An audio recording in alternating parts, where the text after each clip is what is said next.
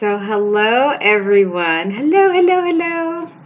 Anyway, this probably is going to be a impromptu video because I just had some visitors at my space, my little cousins that I had.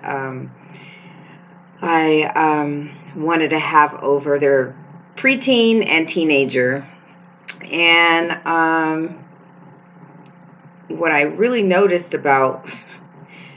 Here's the thing, when you have people that are in your space, like, I've had my mom in the past and people who live in, when you live with yourself, because, when you live with yourself, you have the ability to have experiences that bring in things for you to, change. So I enjoy having visitors and guests in my space. I really actually do like that because I like the interaction. However, I don't like it every day. So, and that's my honest truth.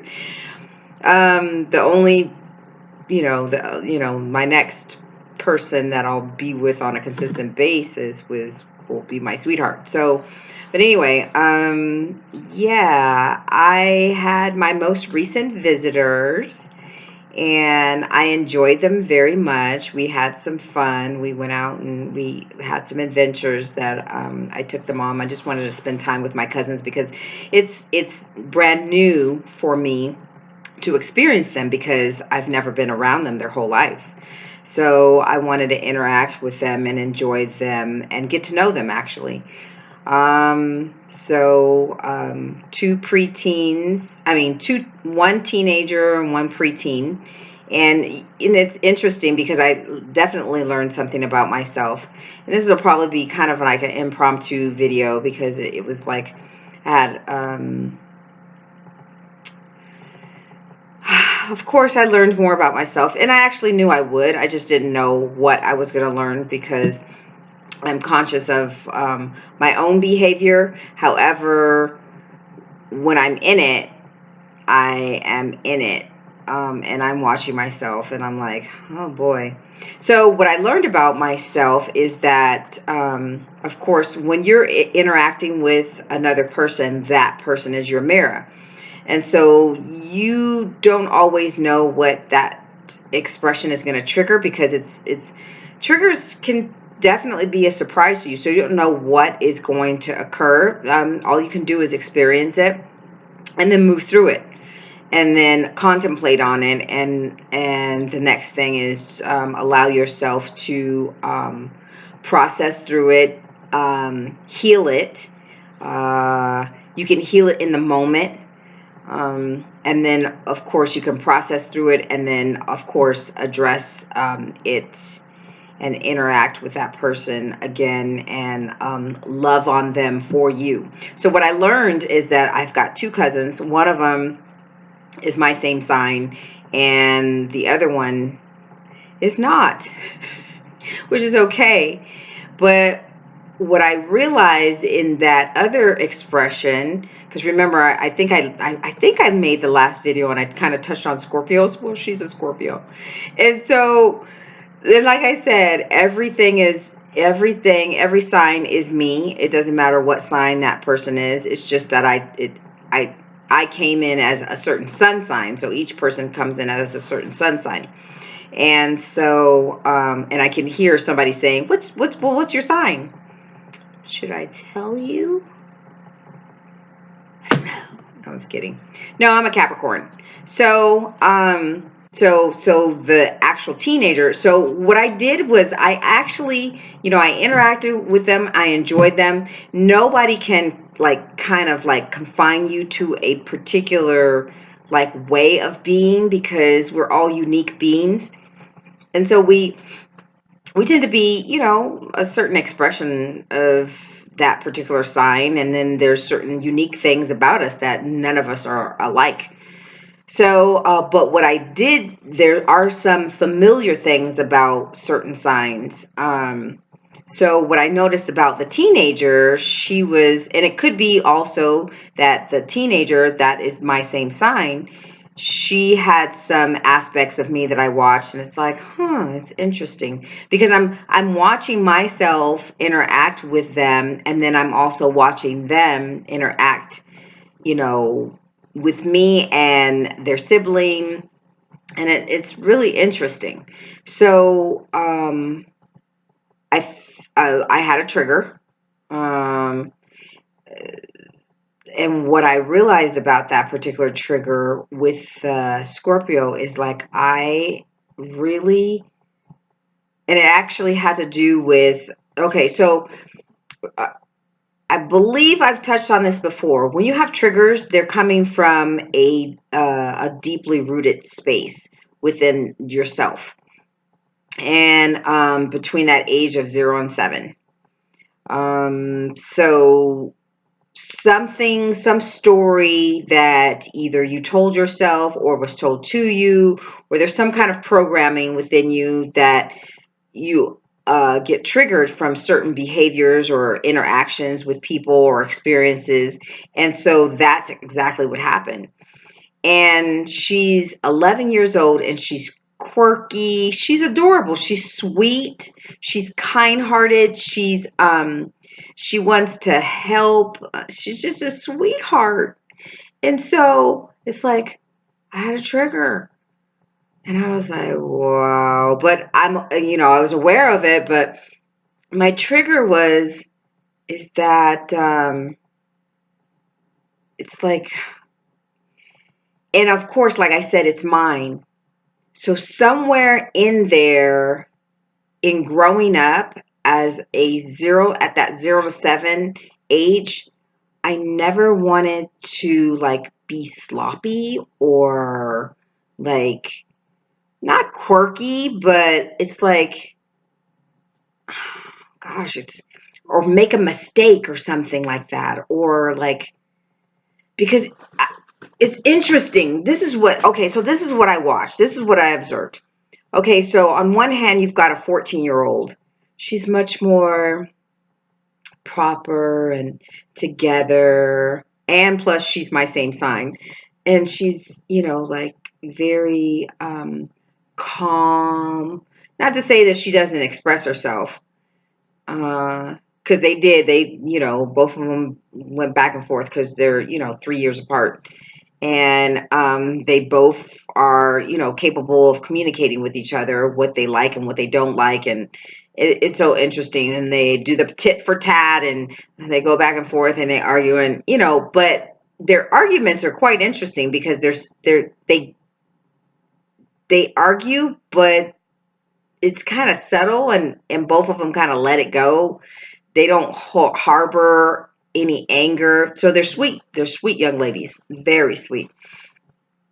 So,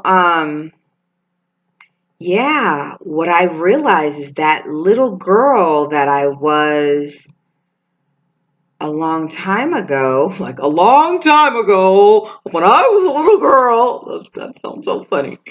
The history of, I'm an old lady now. I'm just kidding. So, so anyway, so I'm looking back and I'm going, it had, of course, the questionnaire is like, why am I triggered by her? I guess quirky? And it wasn't her being quirky. It was just like at a certain age, at an 11-year-old age, 11-year-olds are like, like they move different. It's kind of like they still have the essence of that younger child, but at the same time they're able to communicate, and they're like they're just, it's interesting. I mean, I'm like, she's the only one because I've like I said, I've had the 14-year-old, and she's like seems very cultured, and like, oh yes. And then you got the quirky one. That's all like, I don't know. I mean, I do know. And so I found myself irritated, not by her quirkiness, but because she's adorable. She's just as sweet as she can be. She's just a sweetheart. But I had a trigger. I really did. And of course it's not her. It doesn't have anything to do with her. It's just something I have to heal.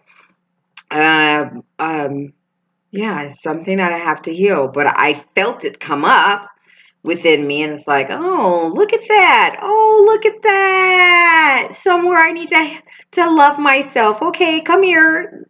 Come here. 11-year-old self, come here, let me give you a hug. And of course that was a story that came between that, like I said, that 0 to 7 age. So I've pinpointed where I haven't given I haven't gone back to the story, but I have an idea of, it's like the perfectionist within me stemmed from that 0 to 7 age. So because I want to be perfect. And that kind of perfect thing, not a good idea. It's like you're perfectly created, but I don't remember how old I was, but this is the story that's coming to me. I remember that I had an aunt, and I think I was cooking something in her kitchen. And I remember being so hard on myself. And I'm looking at this young lady, my cousin, and that is the only memory that I could remember. So like, it's kind of like it's like you have control of your body, but at the same time you don't. It's weird. I don't get it. It's like I want to use the word quirky because that's what it seems like. She's got her shake and she's putting her okay, so I have to give you a scenario. So this is just one scenario of the many scenarios that I was like triggered. I was like, so she's putting her french fry in her shake. That's not bothering me. I'm not triggered by that. It's like, this is something that she likes to do. Take her and that's not my trigger. So she's taking her french fry and dipping it into her shake and eating it. So what? Who cares? That's not my trigger. My trigger is that she gets it on her hair, and it's like I have this like cleansiness thing. It's like you have it on your hair and then you've got it on the table and all kind of stuff, and it's like, relax. Yeah, so that's something that I have to clear. And I'll clear it. But this is not going to be a long video, but I realize what it is, and I have to love myself and love her and where she's at, and just put violet flame, and just let it go. It's okay, But I know what to put in there is love and being kind to her and kind to myself with the experience. So, but out of everything that happened, that was the only trigger I had. Hey, I'm doing pretty good. Yeah, that was the only trigger. Because like I said, I mean, it doesn't have anything to do with how they were. I mean, even in some ways, because here's the thing. It's like when you have people around you or like teenagers or preteens, teenagers, people you're interacting with, and of course, I love children.